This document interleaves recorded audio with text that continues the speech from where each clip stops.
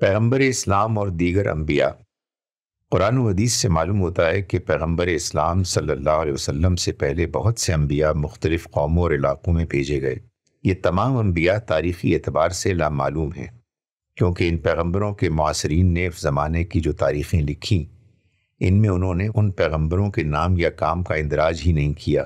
گویا ان مورخین کے نزدیک پیغمبر اور ان کے واقعات سرے سے قابل ذکر ہی نہ تھے۔ مثلا حضرت ابراہیم عراق میں پیدا ہوئے، مگر عراق کی قدیم تاریخ میں ان کا کوئی ذکر نہیں۔ حضرت موسیٰ مصر میں پیدا ہوئے، مگر مصر کی قدیم تاریخ حضرت موسیٰ کے تذکرے سے خالی ہے۔ حضرت مسیح فلسطین میں پیدا ہوئے، مگر فلسطین کی قدیم تاریخ حضرت مسیح کا کوئی حوالہ نہیں دیتی۔ پچھلے تمام پیغمبروں کے ساتھ یہی معاملہ پیش آیا ہے۔ ان پیغمبروں کو اعتقادی طور پر تو مانا جاتا ہے، مگر خالص تاریخی طور پر وہ کوئی ثابت شدہ شخصیت نہیں۔ ان میں سے کچھ پیغمبروں کا ذکر بائبل میں ملتا ہے، مگر بائبل ایک اعتقادی کتاب ہے، نہ کہ علمی معنوں میں کوئی تاریخی کتاب۔ مزید یہ کہ بائبل میں جن انبیاء کا ذکر ہے، ان کی شخصیت کو ایسے داغدار انداز میں پیش کیا گیا ہے کہ اگر بائبل کے بیان کو صحیح مان لیا جائے، ان کے بارے میں یہی یقین کرنا مشکل ہو جائے گا کہ وہ خدا کے پیغمبر تھے، حتیٰ کہ اس کے مطابق وہ اخلاقی اعتبار سے بھی کوئی اعلیٰ نمونہ قرار نہیں پاتے۔ قرآن کی ایک حیثیت یہ ہے کہ اس نے تاریخ انبیاء کی ان گم شدہ کڑیوں کو دوبارہ معلوم واقعہ بنایا۔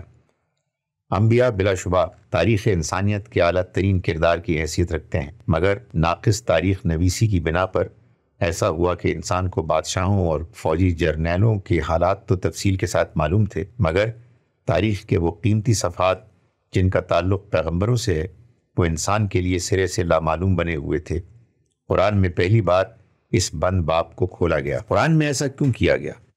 بظاہر یہ کافی تھا کہ قرآن میں صرف اس دین کا ذکر ہوتا جس کو پیغمبر اسلام کے ذریعے انسانیت پر کھولنا مطلوب تھا۔ دوسرے انبیاء کا تذکرہ جس تفصیل سے قرآن میں آیا ہے، اس کے پیچھے یقینی طور پر کوئی خاص مصلحت ہونی چاہیے۔ یہ مصلحت قرآن میں واضح طور پر بیان کر دی گئی ہے۔ قرآن کی سورہ نمبر 6 میں تقریباً 1.5 درجن نبیوں کا ذکر کیا گیا ہے۔ ان کے نام یہ ہیں: ابراہیم، اسحاق، یعقوب، نوح، داؤد، سلیمان، ایوب، یوسف، موسیٰ، ہارون، زکریا، یحییٰ، عیسیٰ، اسماعیل، الیسع، یونس، لوط علیہم السلام۔ سورہ الانعام۔ ان نبیوں کا تذکرہ کرتے ہوئے قرآن میں یہ شہادت دی گئی ہے کہ ان میں سے ہر ایک ہدایت یافتہ تھا، کلن ہدینا۔ ان میں سے ہر ایک محسن اور صالح تھا۔ مزید یہ کہ ان میں سے ہر ایک کو اللہ نے سارے عالم پر فضیلت دی، کلن فضلنا علی العالمین۔ پچھلے نبیوں کے نام بنام تذکرہ اور ان کے بارے میں مذکورہ شہادت کے بعد پیغمبر اسلام صلی اللہ علیہ وسلم کو خطاب کرتے ہوئے یہ حکم دیا گیا کہ یہی لوگ ہیں جن کو اللہ نے ہدایت بخشی، پس تم بھی ان کے طریقے پر چلو۔ اولئک الذین ھدی اللہ فبہداہ مقتدہ۔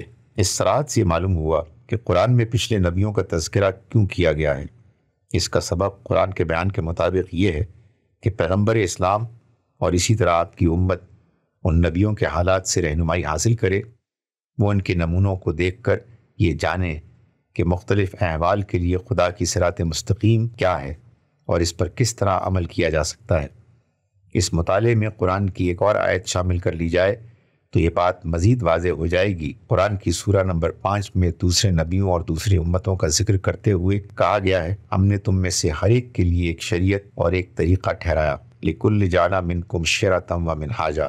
سورہ المائدہ آیت نمبر 48۔ اس معاملے کی تفصیل یہ ہے کہ خدا کا دین اگرچہ ایک ہے اور وہ توحید ہے، تاہم انسان کے احوال بدلتے رہتے ہیں، انفرادی اعتبار سے بھی اور اجتماعی اعتبار سے بھی۔ اس لیے دین کی وحدت کے باوجود اس کے عملی انطباق کے اعتبار سے اس میں فرق ہوتا رہتا ہے۔ احوال میں فرق کی بنا پر انطباق میں فرق یہی مصلحت ہے جس کی بنا پر مختلف نبیوں کے منہاج میں اختلاف ہوتا رہا ہے۔ انسانی نسل سارے کرۂ ارض پر پھیلی ہوئی ہے، جبکہ ہر نبی بشمول پیغمبر آخر الزمان ایک مخصوص خطہ زمین میں آئے۔ اس لیے عملی طور پر یہ ناممکن تھا کہ کسی ایک نبی پر وہ سارے احوال گزریں جو وسیع تر سطح پر بنی نوع انسان کے اوپر گزرے یا آئندہ گزریں گے۔ یہی خاص مصلحت تھی جس کی بنا پر قرآن میں پچھلے نبیوں کا تذکرہ شامل کیا گیا۔ یہ انبیاء مختلف علاقوں اور مختلف قوموں میں آئے تھے، اس لیے فطری طور پر ان کے احوال میں تنوع پایا جاتا ہے۔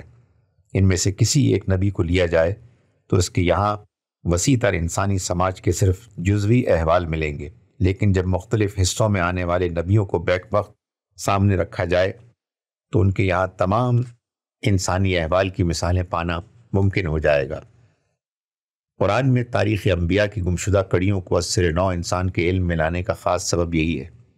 اس اعتبار سے قرآن میں ان کے احوال کا تذکرہ گویا اس واقعے کا ایک حصہ ہے جس کو قرآن میں تکمیل دین کہا گیا ہے۔ الیوم اکملت لکم دینکم۔ مختلف نبیوں کے درمیان منہاج کا فرق بربنائے ارتقاء نہیں ہے، یعنی ایسا نہیں ہے کہ پہلے نبیوں کو ناقص منہاج دیا گیا اور بعد کو کامل منہاج کی تعلیم دی گئی۔ یہ فرق انطباق کی بنا پر ہے، نہ کہ ارتقاء کی بنا پر۔ چونکہ مختلف نبیوں کے حالات جدا جدا تھے، اس لیے ان کی نسبت سے ان کے منہاج میں فرق ہو گیا۔ اگر بعد کو دوبارہ ماضی والے حالات پیدا ہو جائیں تو پچھلا منہاج اسی طرح دوبارہ اختیار کیا جائے گا جس طرح وہ پہلے اختیار کیا گیا تھا۔ قرآن میں ایک طرف پیغمبر اسلام کی 23 سالہ زندگی کا ذکر ہے اور دوسری طرف پچھلے ہزاروں سال کے درمیان آنے والے انبیاء کے احوال بھی مذکور ہیں۔ یہ دونوں ہی تذکرے یکساں طور پر قرآن کا حصہ ہیں۔ ان دونوں اجزاء کے مجموعے سے ہی وہ کامل دین ترتیب پاتا ہے جس کا ذکر قرآن المائدہ آیت نمبر 3 میں کیا گیا ہے۔ اس تمہید کے بعد اب چند مثالوں کی روشنی میں دیکھیے کہ پچھلے نبیوں کا تذکرہ کس طرح تکمیل دین کا ایک جزو ہے اور ہر قسم کے احوال میں اہل ایمان کو متنوع رہنمائی دیتا ہے۔ ایک، اس قسم کا نمونہ حضرت آدم کے زمانے ہی سے ملنا شروع ہو جاتا ہے، جو کہ پہلے انسان تھے اور پہلے پیغمبر بھی۔ قرآن سے معلوم ہوتا ہے کہ حضرت آدم کے 2 بیٹوں میں ذاتی نوعیت کا ایک جھگڑا شروع ہوا۔ یہ جھگڑا بڑھا یہاں تک کہ ایک بھائی دوسرے بھائی کو قتل کرنے پر آمادہ ہو گیا۔ اس موقع پر جو صالح بھائی تھا اس کی زبان سے قرآن میں یہ قول نقل کیا گیا ہے کہ اگر تم میرے قتل کے لیے اپنا ہاتھ بڑھاؤ تو میں تمہارے قتل کے لیے اپنا ہاتھ نہیں بڑھاؤں گا۔ سورہ المائدہ آیت نمبر 28۔ اس سے پیغمبر اول کی شریعت معلوم ہوتی ہے اور یہ معلوم ہوتا ہے کہ پیغمبر اول کے تربیت یافتہ ایک صالح انسان کا اسوہ کیا تھا۔ اس سے معلوم ہوتا ہے کہ اہل اسلام میں باہمی جنگ یکسر حرام ہے، اور اگر اہل اسلام میں باہمی جنگ کی نوبت آ جائے تو دونوں فریق میں سے صالح فریق وہ ہے جو قتل ہو جائے مگر وہ اپنے بھائی کو قتل نہ کرے۔ اس اسوے کی تصدیق خود پیغمبر اسلام کی تعلیمات سے بھی ہوتی ہے۔ حدیث میں آیا ہے کہ آپ نے باہمی جنگ سے اہل اسلام کو کلی طور پر منع فرمایا۔ ایک شخص نے کہا کہ اگر کوئی مسلمان مجھے قتل کرنے کے لیے آ جائے تو اس وقت میں کیا کروں؟ آپ نے جواب دیا، تم آدم کے 2 بیٹوں میں سے بہتر بیٹے بنو۔ ابو داؤد۔ حضرت آدم کی یہ شریعت جس کی تصدیق پیغمبر اسلام صلی اللہ علیہ وسلم نے فرمائی، اس کا ایک عملی نمونہ خلیفہ سوم حضرت عثمان کی زندگی میں ملتا ہے، جن کو کچھ مسلمانوں نے قتل کر ڈالا مگر طاقت رکھتے ہوئے انہوں نے ان مسلمانوں کے خلاف مسلح کارروائی کی اجازت نہیں دی۔ 2، قرآن میں حضرت ابراہیم کا ذکر کرتے ہوئے اہل ایمان سے کہا گیا ہے کہ ان کی زندگی میں تمہارے لیے اسوہ حسنہ ہے۔ سورہ الممتحنہ آیت نمبر 4۔ اس اسوہ حسنہ کے بہت سے پہلو ہیں، یہاں ہم اس کے صرف ایک جزو کا ذکر کرتے ہیں۔ حضرت ابراہیم کی ایک دعا سے معلوم ہوتا ہے کہ ان کے زمانے میں جو تہذیب رائج تھی اس نے لوگوں کے ذہن کو کامل طور پر بگاڑ دیا تھا۔ سینکڑوں سال تک فرضی معبودوں کی عبادت کرنے کے نتیجے میں ان کا یہ حال ہو گیا تھا کہ یہ معبود ان کے لاشعور کا جزء بن چکے تھے، حتیٰ کہ یہ ناممکن ہو گیا تھا ان معبودان باطل کی پرستش کے شہری مرکزوں میں کوئی انسان پیدا ہو اور وہ اس ماحول سے متاثر ہوئے بغیر رہ سکے۔ سورہ ابراہیم آیت نمبر 36۔ اس وقت حضرت ابراہیم نے تعمیر نسل کا ایک تاریخی منصوبہ بنایا۔ ایک نئی اور محفوظ نسل کی تیاری کا منصوبہ تھا جس کی کوئی نظیر پچھلی تاریخ میں موجود نہیں۔ اس منصوبے کے تحت آپ نے اپنے ایک چھوٹے بچے اسماعیل کو ان کے ماں کے ساتھ لے جا کر عرب کے صحرا میں بسا دیا۔ یہ اس وقت کی متمدن بستیوں سے دور ایک غیر آباد دنیا تھی۔ یہاں صرف فطرت کا ماحول تھا۔ یہاں یہ ممکن تھا کہ مشرکانہ تہذیب کے ماحول سے منقطع ہو کر ایک ایسی نسل پرورش پائے جو اپنی خداداد فطرت پر قائم ہو۔ چنانچہ ایسا ہی ہوا۔ حضرت اسماعیل نے بڑی عمر کو پہنچ کر خانہ بدوش قبیلے کی ایک صالح خاتون سے نکاح کیا۔ ان دونوں کے ملاپ سے اس صحرائی دنیا میں مطلوب نسل بننا شروع ہوئی۔ اس ماحول میں ذہن سازی یا تربیت کے لیے صرف 2 چیزیں تھیں، انسان کی پیدائشی فطرت اور خدا کی پیدا کی ہوئی وہ کائنات جس کو قرآن کے مطابق حق پر پیدا کیا گیا۔ سورہ ابراہیم آیت نمبر 85۔ اس صالح ماحول میں توالد و تناسل کے ذریعے ایک نئی نسل کی ابتدا ہوئی۔ اس نسل کے بننے میں تقریباً 2500 سال لگ گئے، یہاں تک کہ جب وہ اپنی تکمیل تک پہنچ گئی تو اس کے اندر پیغمبر آخر الزمان صلی اللہ علیہ وسلم مبعوث کیے گئے۔ اسی تاریخ نسل سے وہ اعلیٰ افراد نکلے جن کو اصحاب رسول کہا جاتا ہے۔ ان کی تعداد 1 لاکھ سے زیادہ تھی۔ قرآن میں ان کو خیر امت کہا گیا ہے، اور موجودہ زمانے کے بعض مستشرقین نے ان کے غیر معمولی کارناموں کو دیکھ کر ان کو ہیروؤں کی ایک قوم کا لقب دیا ہے۔ حضرت ابراہیم کا یہ اسوہ بتاتا ہے کہ اگر کسی زمانے میں یہ مسئلہ پیدا ہو کہ غیر صالح تہذیب اس طرح چھا جائے کہ بظاہر ایسا معلوم ہو کہ جو لوگ اس ماحول میں پیدا ہوں گے وہ اس کے عمومی بگاڑ سے غیر متاثر نہ رہ سکیں گے، اس وقت یہ کرنا چاہیے کہ دوبارہ زمین کا ایک ایسا گوشہ تلاش کیا جائے جہاں فاسد تہذیب کے اثرات نہ پہنچ رہے ہوں۔ یہاں بچوں اور نوجوانوں کو ٹھہرا کر ان کی تعلیم و تربیت کا خصوصی انتظام کیا جائے۔ اس منصوبے کو اگر درست طور پر عمل میں لایا جائے تو حضرت ابراہیم اور بنو اسماعیل کی تاریخ یہ بتاتی ہے فطرت کی اس تربیت گاہ سے دوبارہ اعلیٰ انسانوں کی وہ ٹیم بن کر نکل سکتی ہے جو عالمی رخ کو بدل دے اور تاریخ کا سفر دوبارہ صحت مند رخ پر شروع ہو جائے۔ 3، اسی طرح قرآن میں ایک پیغمبرانہ قصہ وہ ہے جس کا تعلق حضرت یونس سے ہے۔ وہ عراق کے ایک قدیم شہر نینوا کی طرف بھیجے گئے، وہاں کی قوم شرک میں مبتلا تھی۔ حضرت یونس نے انہیں توحید کا پیغام سنایا۔ ایک مدت تک دعوتی کام کرنے کے بعد انہوں نے یہ رائے قائم کی کہ یہ قوم ایمان لانے والی نہیں ہے اور اب وہ اس سزا کی مستحق ہو چکی ہے جو انکار توحید کے نتیجے میں کسی قوم کے لیے مقدر ہے۔ اس فیصلے کے بعد وہ نینوا کو چھوڑ کر اس سے باہر چلے گئے، مگر اس کے نتیجے میں جو کچھ ہوا وہ یہ تھا کہ نینوا کی قوم تو جیسی تھی ویسی ہی باقی رہی، اور حضرت یونس کو ایک مچھلی نے نگل لیا۔ اچانک انہوں نے اپنے آپ کو مچھلی کے پیٹ میں پایا جس سے نکلنے کا کوئی راستہ نہ تھا۔ ایسا کیوں ہوا؟ اس کا سبب یہ تھا کہ کسی قوم کا منکر توحید ہونا اس وقت ثابت ہوتا ہے جبکہ اتمام حجت کی حد تک اس کے اوپر دعوت پہنچائی جا چکی ہو۔ صرف کچھ دنوں کا دعوتی کام کسی قوم کو منکر توحید قرار دینے کے لیے کافی نہیں۔ حضرت یونس نے جب اپنا محاسبہ کیا تو ان پر یہ کھلا کہ انہوں نے دعوتی عمل کی تکمیل سے پہلے اپنی قوم کو چھوڑ دیا، حالانکہ نبیوں کی سنت یہ ہے کہ وہ دعوتی عمل کو آخری حد تک مکمل کرنے کے بعد اپنی قوم کو چھوڑتے ہیں۔ اس احساس کے بعد انہوں نے استغفار کیا اور اللہ سے دعائیں مانگی۔ اللہ نے ان کی دعا قبول فرمائی۔ مچھلی نے دوبارہ ان کو خشکی پر ڈال دیا۔ اس کے بعد وہ اپنی قوم میں واپس گئے۔ انہوں نے قوم کو دوبارہ توحید کی طرف بلایا۔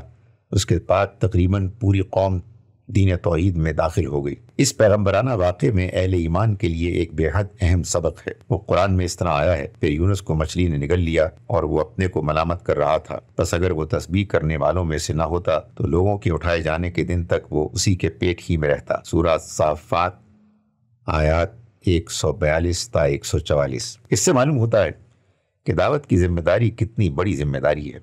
دعوتی ذمہ داری میں کوتاہی کرنے والے کے لیے خدا کا قانون یہ ہے کہ اس کو بطن حوت میں ڈال دیا جائے اور پھر اس وقت تک اس کو نجات نہ ملے جب تک کہ وہ توبہ کر کے اپنے دعوتی عمل کی طرف نہ لوٹے۔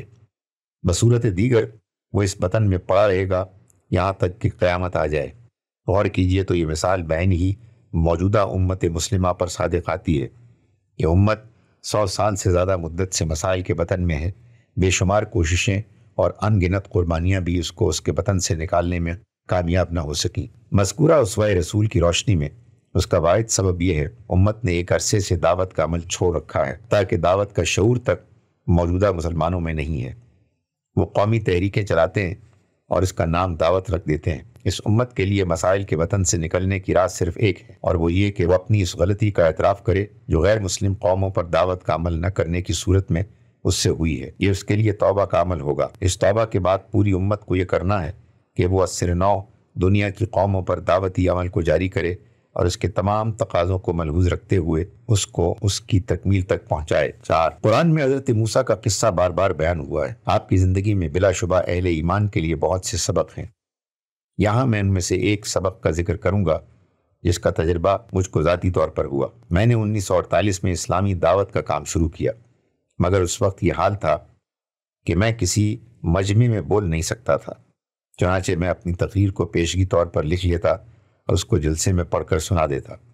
اگر لکھی ہوئی تقریر میرے ہاتھ میں نہ ہو تو میرا یہ حال ہوتا کہ میرا دل دھڑکنے لگتا اور مجھ پر کپ کپی طاری ہو جاتی اور میں معاف ضمیر کو الفاظ سے ادا کرنے میں قاصر ہو جاتا۔ یہ سلسلہ تقریباً 15 سال تک جاری رہا۔ میرے بارے میں یہ مشہور ہو گیا تھا کہ وہ جلسوں میں تقریر نہیں کرتے بلکہ مقالہ سناتے۔ 1962 وہ سال ہے جب کہ میں تحریری خطاب کے دور سے نکل کر تقریری خطاب کے دور میں داخل ہوا۔ 1962 میں اعظم گڑھ کے قصبے انجان شہید میں جماعت اسلامی ہند کا ضلعی اجتماع تھا۔ مجھے اس میں بولنا تھا، مگر خلاف معمول میں نے اس موقع کے لیے کوئی تحریر تیار نہیں کی تھی۔ جب میری باری آئی تو میں دیوانگی کے عالم میں کھڑا ہو گیا۔ مجھے حضرت موسیٰ کی دعا اور خدا کی طرف سے اس کا جواب یاد آیا۔ میں نے مجنونانہ انداز میں کہا، قرآن کوئی تاریخی کتاب نہیں، وہ ایک زندہ رہنما ہے۔ اس میں جو واقعات بتائے گئے ہیں وہ ہم سے بھی اتنے ہی متعلق ہیں جتنا وہ اس قدیم شخصیت سے متعلق تھے جن کے حوالے سے ان کو قرآن میں بیان کیا گیا ہے۔ پھر میں نے حضرت موسیٰ کا قصہ بیان کرتے ہوئے کہا کہ کوئی بندہ خدا اگر اپنے کو تقریر میں عاجز پائے اور حضرت موسیٰ کی زبان میں یہ کہہ پڑے، اللہم یضیق صدری ولا ینطلق لسانی، سورہ شعراء آیت نمبر 13، تو مجھے یقین ہے کہ وہ دوبارہ خدا کی طرف سے یہ آواز آئے گی، قد اوتیت سؤلک یا موسیٰ، سورہ طٰہٰ آیت نمبر 36۔ یہ واقعہ میری زندگی میں نقطۂ انقلاب کی حیثیت رکھتا ہے۔ اس کے بعد میرا سینہ کھل گیا اور میں بڑے بڑے جلسوں میں تقریریں کرنے لگا۔ خدا کے فضل سے یہ سلسلہ آج تک جاری ہے۔ حضرت موسیٰ کی زندگی میں جو عظیم سبق ہمارے لیے موجود ہے، اس کے سلسلے میں یہ شخصی تجربے کی ایک مثال ہے۔ اسی طرح آپ کی زندگی میں سبق کے اور بھی بہت سے پہلو ہیں جو قیامت تک اہل ایمان کے لیے رہنمائی کا کام دیتے رہیں گے۔ 5، اسی طرح حضرت مسیح کا ذکر بھی قرآن میں بار بار آیا ہے۔ آپ کی زندگی اور آپ کی تعلیمات میں اہل ایمان کے لیے بہت سے نمونے ہیں۔ ان میں سے ایک نمونے کا ذکر یہاں کیا جاتا ہے۔ حضرت مسیح نے اپنے شاگردوں کو خطاب کرتے ہوئے فرمایا، میں تم سے کہتا ہوں کہ اپنے دشمنوں سے محبت رکھو، جو تم سے عداوت رکھیں ان کا بھلا کرو، جو تم پر لعنت کریں ان کے لیے برکت چاہو، جو تمہاری تحقیق کریں ان کے لیے دعا کرو، جو تیرے ایک گال پر تماچا مارے دوسرا بھی اس کی طرف پھیر دے، اور جو تیرا چغا لے اس کو کرتا لینے سے بھی منع نہ کر۔ جو کوئی تجھ سے مانگے اسے دے، اور جو تیرا مال لے لے اس سے طلب نہ کر۔ لوقا باب 6 آیت 27-30۔ حضرت مسیح نے اپنے ان الفاظ میں کسی انفعالی روش کی تعلیم نہیں دی، یہ دراصل آداب دعوت کا بیان ہے۔ داعی ہمیشہ یک طرفہ اخلاق کا پابند ہوتا ہے۔ داعی اگر جوابی اخلاق کا انداز اختیار کرے تو وہ معتدل فضا ہی ختم ہو جائے گی جس کے اندر دعوتی عمل جاری ہوتا ہے۔ پیغمبر اسلام صلی اللہ علیہ وسلم کے اسوے سے بھی اس کی واضح تصدیق ملتی ہے۔ مثال کے طور پر حضرت صہیب رومی کے واقعے کو لیجئے۔ انہوں نے آخری زمانے میں مکے سے ہجرت کی۔